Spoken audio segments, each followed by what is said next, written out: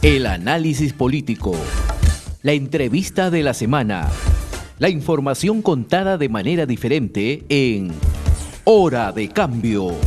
Desde estos momentos nos conectamos con el Perú en Hora de Cambio. Si quieres estar bien informado, quédate en Hora de Cambio. Imparcialidad, objetividad al momento de darte las noticias con Hora de Cambio. Bienvenidos.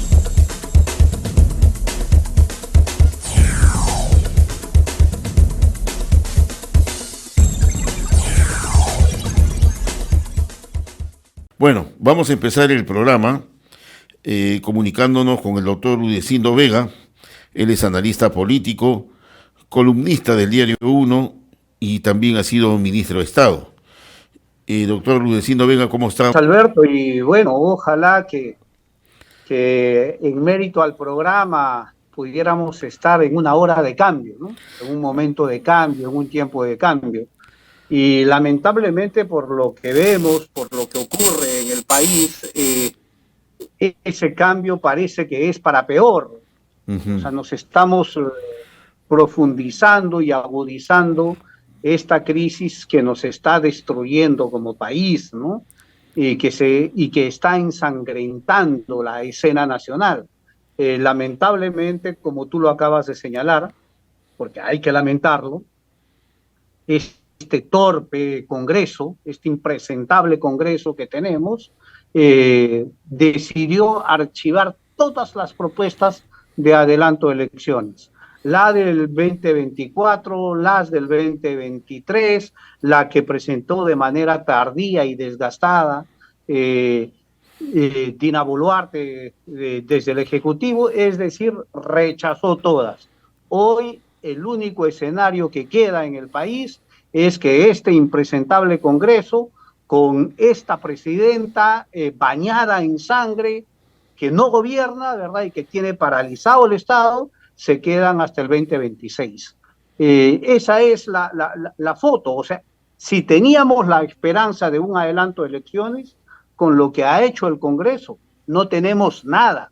Lo único que tenemos es que ellos se quedan hasta el 2026. Y ya ni siquiera la palabra comprometida de ellos vale, la palabra empeñada de la presidenta vale. Por eso es que ante una situación de ese tipo, ¿qué es lo que queda?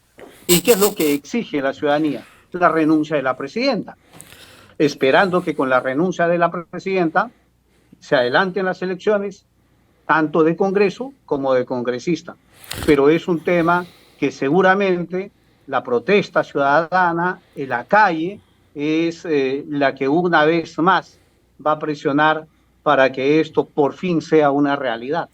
Ahora, el tema, cuando hemos conversado en algunas oportunidades, cuando todavía era presidente Pedro Castillo, nosotros lo hemos señalado acá a través de nuestros comentarios también de Hora de Cambio, que siempre ha existido una alianza entre el Ejecutivo y el Legislativo, y que este tipo de enfrentamiento simplemente ha sido para distraer la atención del público, y que al final de cuentas ni le convenía al señor Pedro Castillo dejar la presidencia, ni que lo vacaran, ni tampoco el señor Pedro Castillo cerrar el Congreso, porque este pacto sí funcionó.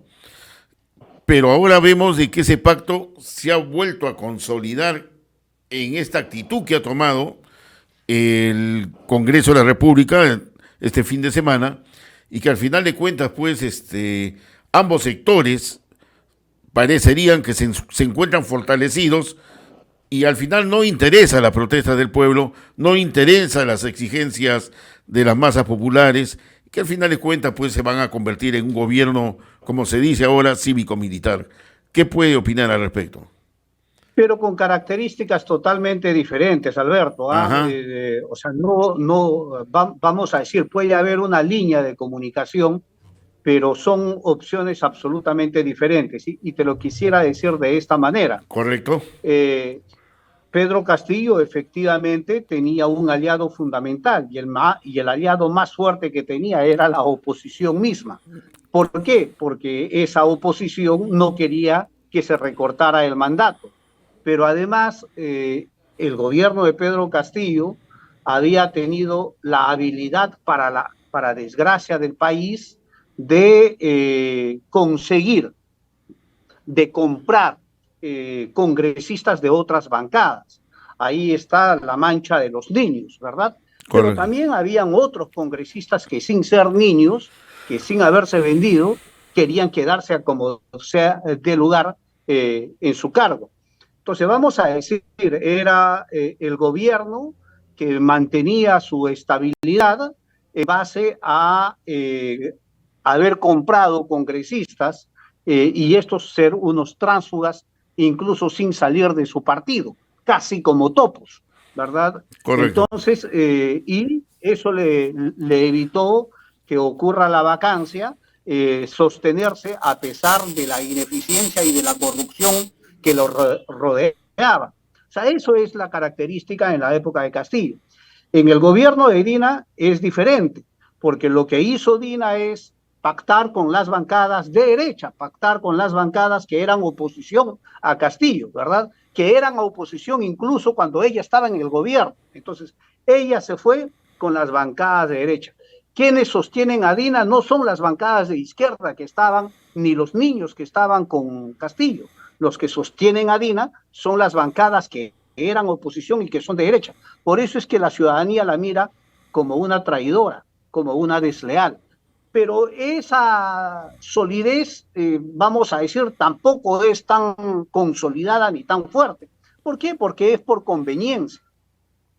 Y no tengo la menor duda que en todo este cruce de fechas, de adelantos, de discusión, de propuestas, los congresistas de izquierdas y derechas, de todo lado, han aprovechado para liberarse del tema del adelanto de elecciones y quedarse hasta el 2026.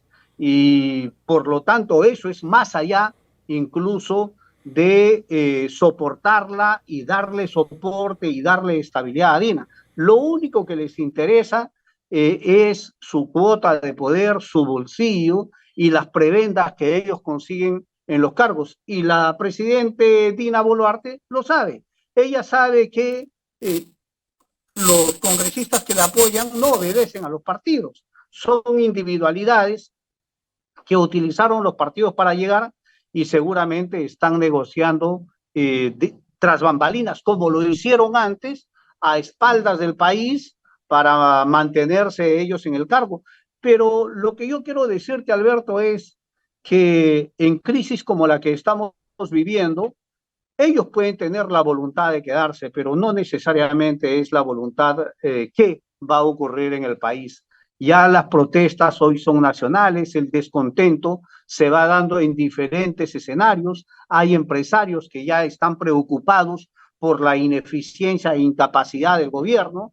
Los partidos políticos van tomando distancia. El fujimorismo ya tomó distancia al momento de discutir el tema de las elecciones. Hay otros partidos que antes estaban en el limbo, que han salido a pedir la renuncia de Dina, como es el caso de Podemos Perú, que antes estaban ahí apoyando. Entonces, sí, seguramente a lo largo de la semana esto irá decantando, pero hoy la única manera de tener adelanto de elecciones, de que éstas puedan ser prontas, pasa única y exclusivamente por la renuncia de Dina Boluarte. Y, por ejemplo, para mañana hay una convocatoria ya de la CGTP, del gremio de trabajadores más grande del país, a una huelga nacional.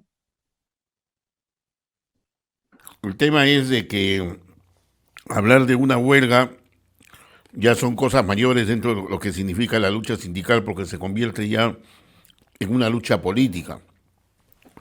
Los gobiernos regionales también, a través de su asamblea, han presentado un proyecto de ley al Congreso para que se adelanten las elecciones. No les han hecho caso. El tema es de que la señora Dina Boluarte no se va a ir si es que también no se amplía de los sectores sociales descontentos contra ella. Y se organizan, ¿no? Porque acá de lo que se trata es de organizar, porque si no, esto se convierte en una anarquía. Lo que yo te diría ahí, Alberto, es más que ampliar, ¿eh? O sea, la manifestación y la protesta es recontra amplia. Tú miras el escenario nacional y es muy amplio. O sea, tú miras lo que está ocurriendo en Lima, son convocatorias muy amplias. O sea, quizás lo que se necesita o lo que necesita la protesta que está saliendo contra el gobierno es un poco más de articulación y de organización, pero amplia es. Y como te digo, a esa amplitud hoy se están añadiendo ya algunos partidos políticos que están tomando distancia los gremios empresariales y empresarios que también ya están preocupados por el estancamiento económico y el detenimiento de la cadena de pagos. En realidad, si esto sigue, la presidenta va a ir quedándose prácticamente sola y con estos peseteros e impresentables que existen en el Congreso, pero que lamentablemente de ellos depende gran parte de la salida. O sea, lo que quiero decirte es, amplia es, y cuando tú dices hablar ya de una huelga nacional, como lo ha planteado la CGTP, es entrar a una ley política, pero claro, estamos en una crisis política y por eso que los actores tienen que actuar políticamente. Y a mí me parece muy bien. Yo más bien ahí lo que te diría es lo siguiente. Seguramente van a aparecer por ahí muchísimas personas baja llanta, ¿verdad? De esos que tratan de bajar los ánimos, de decir que esto no funciona, seguramente van a decir, sí, pero la CGTP no tiene la fortaleza, no es un organismo como era antes, no representa a todos los trabajadores. Bueno, más allá de lo que ellos puedan decir, lo que es un hecho ya importante, lo que es un hecho ya contundente, es que la central de trabajadores más grande del país, independientemente de la capacidad de movilización que tenga, está llamando, desde hace tiempo viene pidiendo la renuncia de la presidenta y el adelanto de elecciones. Y como el Congreso ha decidido archivar el adelanto de elecciones, va a salir en una convocatoria nacional de huelga nacional. Como te digo, habrá mucho baja llanta, pero lo que ya es el gesto importante es que para mañana ya es una convocatoria de ese tipo. Claro, definitivamente que la tradición histórica de la CGTP en la historia del movimiento sindical peruano, pues eso nadie lo puede negar. Y bueno, si hay problemas orgánicos es por la misma situación de crisis que se ha vivido en los últimos años, pero no deja de tener una voz que tiene repercusión política en el país, como es la opinión o el accionar de la CGTP, eso me parece que es claro. Ahora, ¿qué puede pasar en los próximos días? La gente se cruzará los brazos y dirá, bueno, pues ya se quedarán hasta el 2026, ¿o cree usted que la gente, la opinión pública, la población en general va a acrecentarse en el descontento y salir nuevamente a las calles con mayor fuerza? Mira, Alberto, hay algo que la protesta nos ha demostrado a lo largo de todos estos días y que seguramente nadie lo pensó, que mucha gente dijo, van a llegar y se van a ir. Bueno, pues no se han ido. Ya vamos a entrar al segundo mes de gobierno y no se han ido. Más aún, lo que existe es una renovación de la gente que protesta, los que vinieron han regresado, pero han venido nuevos y van renovándose. Pero además de que se va renovando o se va ampliando o se va consolidando la protesta de provincias en Lima, también en Lima ya han comenzado a salir los ciudadanos de Lima. Entonces, por eso es que hemos podido ver las manifestaciones gigantescas, las que venían desde Puente Piedra caminando veintitantos kilómetros, las que vinieron de Huaycán, las que venían de Villa El Salvador y Villa María del Triunfo, San Juan de Miraflores, ¿verdad? O sea, son movilizaciones masivas, muy grandes, muy fuertes, muy potentes. O sea, podrán en algunos casos aparecer intermitentes, desarticuladas espacialmente, pero si todas ellas se juntaran, ni te imaginas lo que podría ser. O sea, ellos podrán ser intermitentes, podrán estar desarticulados, pero esta protesta social que hoy existe en el país, en diferentes regiones y acá en la capital, tiene una vocación de permanencia que no lo va a retraer. Y entonces una decisión como tan torpe, tan burda, tan insensata como la del Congreso de archivar el adelanto de elecciones, y tan borde y tan turpa de la presidenta de negarse a renunciar, lo que va a hacer es echarle fuego a esta protesta y seguramente se va a consolidar con estas características que te digo, pero ha llegado a quedarse, a ser permanente, y no me cabe la menor duda que la decisión de la presidenta y del Congreso no son más que combustible al fuego de la protesta a nivel nacional. Entonces eso hay que tenerlo claro. Y por el lado del gobierno hay esta decisión torpe y dura todavía de consolidar el estado de emergencia. Ayer han ampliado otra vez las medidas, los lugares del estado de emergencia, y de la militarización. Ya a punto ya mandaron a que el control del orden interno esté a cargo de las Fuerzas Armadas.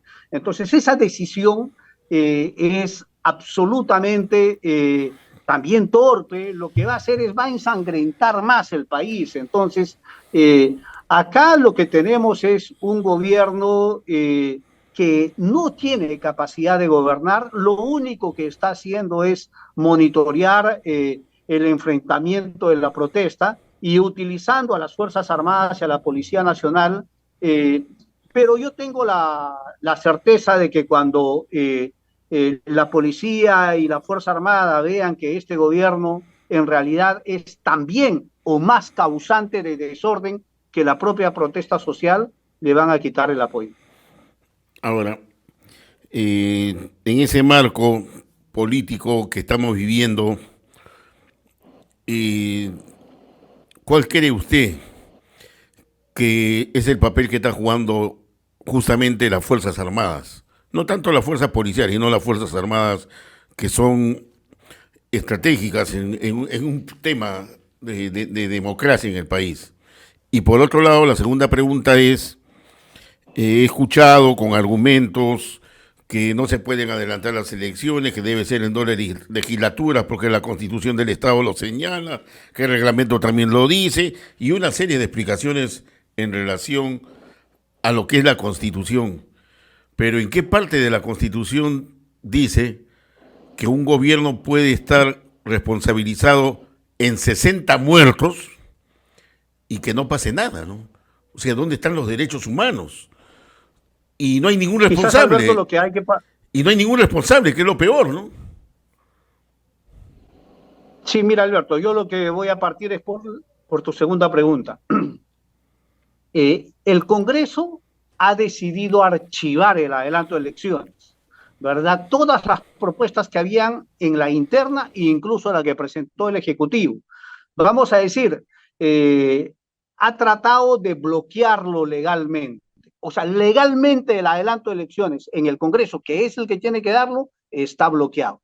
Tendría que revisar nuevamente su decisión política para volver a discutir el tema del adelanto de elecciones, pero parece un tema relativamente cerrado. Fíjate que cuando el gobierno, Dina y Otaro, la presentan el adelanto de elecciones, ¿sabes qué es lo que ha dicho la Comisión de Constitución?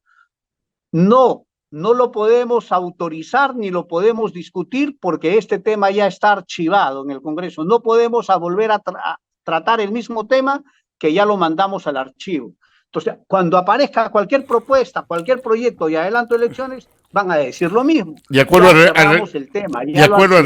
De acuerdo al reglamento que tenemos. ¿Por qué discutirlo? Ajá. Entonces, ese es el tema. Por eso es que la salida política pasa por la renuncia. ¿Cabe la posibilidad que vuelvan a abrirlo? Cabe, por supuesto que cabe. El Pleno siempre puede hacerlo, pero hoy es más difícil. Y por eso es que toda la reivindicación está centrada en la renuncia. La salida más rápida, más urgente, más directa y más fácil es la renuncia. No digo que sea la mejor, no es la mejor, pero es la salida más fácil, más directa y más rápida. Y respecto de tu primera pregunta, del rol de las Fuerzas Armadas, yo lo he manifestado en algunas otras entrevistas. es que yo creo que el conflicto y la crisis política que hay en el Perú tenemos que centrarla adecuadamente. No es un conflicto, no es una confrontación entre las Fuerzas Armadas y la policía versus el pueblo, o el pueblo versus la policía y las Fuerzas Armadas. No, eso es falso. Acá lo que existe es una crisis política en donde el gobierno y el Congreso no representan a los ciudadanos. Y hay que entenderlo de esa manera. Las Fuerzas Armadas y la policía no van a resolver la crisis política. Por eso es que dejarlas a ellas, meterlas como carne de cañón a ellas, es también ensangrentar el país. Y eso es lo que hay que exigirle a Dina Boluarte, a Otárola y al Congreso, que no debe pasar, que no deben de seguir militarizando el país ni bañándolo en sangre. El escenario, Dina Boluarte, supongamos que presenta su renuncia, asume el Congreso y va a asumir el presidente del Congreso, que es un general, que representa, los generales no pasan al retiro, usted lo sabe, son militares y... Sí, pero Alberto, te estás olvidando de algo. O sea, eso es lo normal. Normal fue el año 2000, que cuando Fujimori renunció de Japón y lo vacaron, lo normal era que Marta Hildebrand asuma la presidencia. Correcto. Pero sin embargo, no, más aún, la sucesión normal era que asuma Tudela, que era el primer vicepresidente, y si no lo asumía Tudela, que lo asuma Galvez, que era de la Sociedad Nacional de Industria, que no ocurrió. Que lo hicieron renunciar, y luego venía Marta Hildebrand, que también tuvo que renunciar. O sea, vamos a decir, en una crisis no necesariamente es lo que tú señalas, y ahí es que se eligió una nueva directiva en el Congreso, cuyo presidente fue Valentín Paniagua, y asumió el gobierno en el país. Más cerquita todavía lo tenemos el caso de Francisco Sagasti. La presidencia del Congreso lo tenía Manuel Merino. Manuel Merino asumió la presidencia, se lo hizo renunciar a la directiva de la presidencia del Congreso, se eligió una nueva. ¿Quién fue? Francisco Sagasti. O sea, las crisis no son salidas unívocas, no son lineales. O sea, por eso es que la lectura que tú señalas es una lectura legal, pero políticamente ahí está la salida puede ser, correcto, puede y debe ser totalmente diferente. Ahora, de los 130 parlamentarios, no hay pues un Paniagua que pueda asumir una responsabilidad de estas. Ese es el problema. Habría que buscar con los dedos quién podría ser, ¿no? Ese es un tema. Si no hay un Valentín Paniagua con los dotes de concertador, de dialogante, de visión política, si no hay un Sagasti que tampoco quiere, que tenga una visión de Estado diferente, y que tengan la pasta y la tranquilidad para dirigir un periodo de transición y elecciones, con seguridad el Congreso podrá, dentro de los poquitos que hay, dentro de las pocas agujas que hay en ese pajar inmenso, podrá encontrar a una persona que nos permita, pero que no va a ser solamente una persona, que tiene que ser un equipo mínimo que nos ayude a conducir la crisis. Y ahí lo que son importantes son los actores de la sociedad civil que estén dispuestos a fortalecer a quien salga electo, y los actores políticos, por supuesto, que estén dispuestos a fortalecer al que va a liderar la transición y que no estén pinchándole la llanta. Hoy la gente quiere nuevo gobierno, hoy la gente quiere nuevo Congreso. No a los que tenemos actualmente, pero si eso se da, hay que bancárnoslos durante todo el periodo de transición para que ojalá pudiéramos tener unas nuevas elecciones y nuevas autoridades un poco más dignas o menos indignas de lo que tenemos ahora. Muchas gracias al doctor Rudecindo Vega por concedernos estos minutos en este análisis que se hace. Esta semana va a ser una semana muy dura. La movilización y la protesta, la huelga convocada por la CGTP, tengo entendido que es el 9, el jueves creo que arranca, y bueno, no sabemos qué pueda pasar, pero también es cierto de que y hay mucho triunfalismo en el Congreso, lamentablemente, mucho triunfalismo en el Congreso, mucho triunfalismo ahora en el Ejecutivo, y creen pues que se van a quedar hasta el 26. Personalmente yo creo que la repulsa popular va a imponerse, va a acrecentarse más, porque nadie los quiere, como usted ha dicho, nadie quiere este Congreso, pues, ¿no? Gracias, y no sé si tiene algo más que agregar, No, doctor.